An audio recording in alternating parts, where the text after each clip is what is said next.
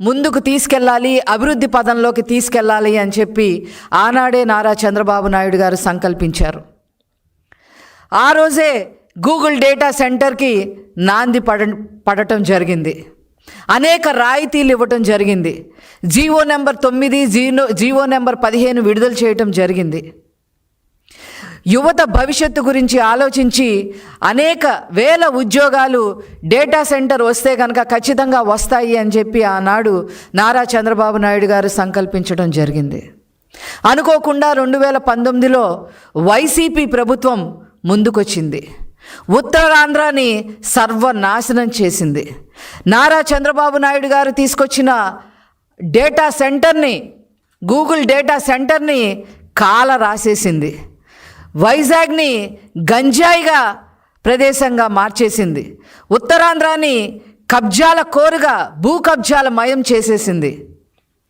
కిడ్నాప్కి నిలయంగా చేసేసింది. బ్లాక్ మనీకి అడ్డాగా మార్చేసింది.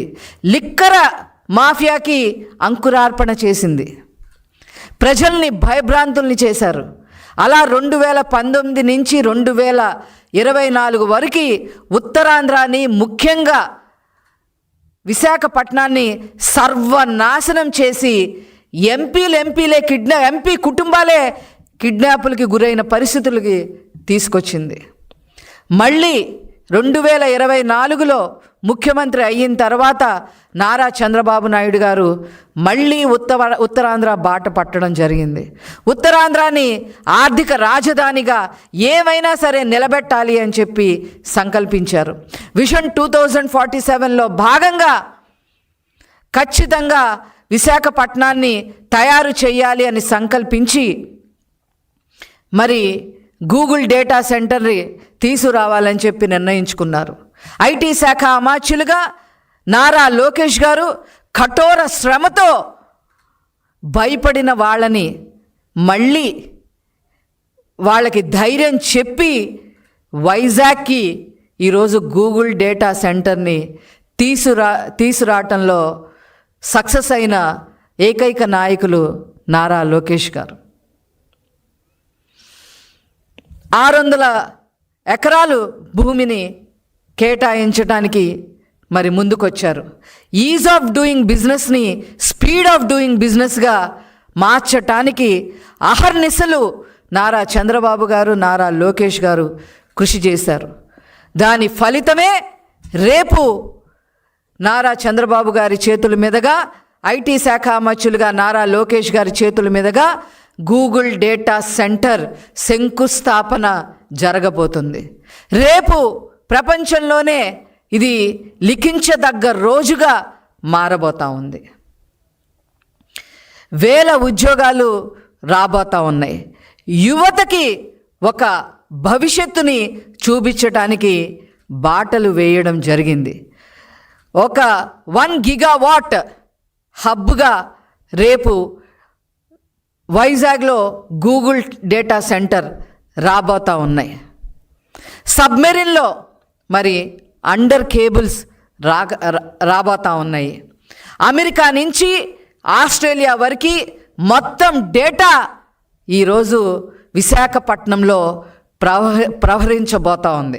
ప్రవహించడానికి సన్నాహాలు చేసుకుంటూ ఉంది. అంతేకాకుండా అక్కడ మరి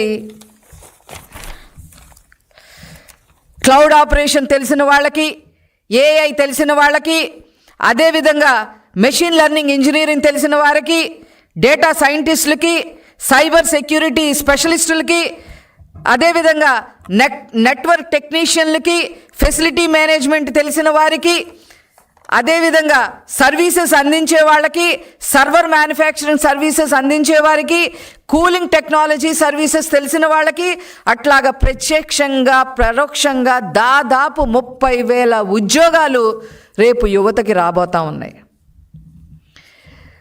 ఇది ఇలా ఉంటే ఈ గూగుల్ సెంటర్ రావడానికి వీలు లేదు అని చెప్పి ఈ వైసీపీ అరాచక పార్టీ, ఈ వైసీపీ దోపిడీ పార్టీ చనిపోయిన రైతుల పేరు మీద భూసేకరణ జరగటానికి వీల్లేదు అని చెప్పి కోర్టుల్లో పిటిషన్లు వేయటం జరిగింది.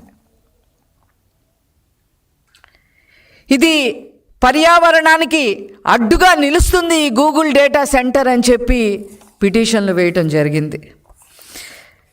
అంతేకాకుండా రాయితీలు ఇవ్వటానికి వీలు లేదు అని చెప్పి మా ప్రభుత్వంపై విరుచుకుపడటం జరిగింది.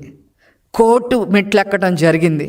ఒక దశలో గూగుల్ డేటా సెంటర్ని ఇదో పెద్ద గోడౌనా అని చెప్పి మాట్లాడటం కూడా జరిగింది. వీటన్నిటికీ చర్మగీతం పాడే విధంగా కోర్టు వాళ్ళకి అక్షంతులు వేయటం జరిగింది. చాలా తీవ్రంగా వాళ్ళని పరిగణించడం జరిగింది. కోర్టు చాలా తీవ్రంగా వాళ్ళకి మొట్టికాయలు వేయడం జరిగింది. పెట్టుబడిదారులకి రాయితీలు ఇవ్వకపోతే ఎవరు ముందుకొస్తారు అని చెప్పి వైసీపీని ప్రశ్నించడం జరిగింది. కోర్టు వైసీపీని ప్రశ్నించడం జరిగింది.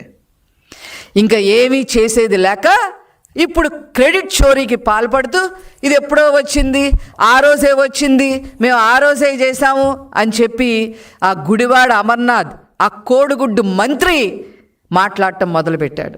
రేపు శంకుస్థాపన అయిన తర్వాత కూడా ఖచ్చితంగా ప్రెస్ మీట్ పెట్టడం జరుగుతుంది. వాళ్ళు క్రెడిట్ చోరీకి బానిసల్లాగా మారడం జరిగింది. అది అందరికి కూడా తెలిసిన విషయమే. గుడివాడ అమర్నాథ్ని నేను సూటిగా ఒకటే ప్రశ్న అడుగుతున్నా, మీ హయాంలో ఒక్క పరిశ్రమలన్నా తీసుకొచ్చారా? చంద్రబాబు గారు తీసుకొచ్చిన పరిశ్రమల్ని మీరు వెళ్ళగొట్టిన మాట వాస్తవం కాదా? దాన్ని వైజాగ్ని గంజాయి అడ్డాగా మార్చడం వాస్తవం కాదా? నీ నాయకుడు అక్కడ ప్యాలెస్ 600 కోట్లు పెట్టి ప్యాలెస్ కట్టుకున్నాడు తప్ప అతను ఉండటానికి వైజాగ్ని ఏమన్నా చేశారా? ఈ వైసీపీ నాయకులంతా కూడా 22A కింద మరి భూములన్నీ కబ్జా చేసేసి కబ్జాల మయం చేసేసి అక్కడ భూముల కోసం కొట్టుకునేలాగా చేసి మీ నాయకులు, మీ ఎంపీనే వాళ్ళ కుటుంబం కిడ్నాప్ అయిన పరిస్థితులు చూడటం వాస్తవం కాదా అని చెప్పి గుడివాడ అమర్నాథ్ని నేను అడగదలుచుకున్నా. ఏదేమైనప్పటికీ కూడా రేపు ప్రపంచ పటంలో వైజాగ్ గూగుల్ మ్యాప్లో ఒక ఏఐ హబ్గా చేరబోతున్నందుకు నిజంగా ప్రజలందరూ కూడా చాలా ఆశాజనకంగా ఎదురు చూస్తూ ఉన్నారు. మీ పప్పులన్నీ కూడా ఉడికే పరిస్థితి ఏమీ కూడా లేదు. రేపు ఈ 30,000 ఉద్యోగాలే కాకుండా ఆ చుట్టుపక్కల కూడా అనేక సాఫ్ట్వేర్ కంపెనీలు రావటానికి ముందుకు వస్తూ ఉన్నారు. అవన్నీ కూడా ఖచ్చితంగా నారా లోకేష్ గారు ఐటీ శాఖ మచ్చులుగా అవన్నీ కూడా ట్యాప్ చేయడం జరుగుతుంది. ఖచ్చితంగా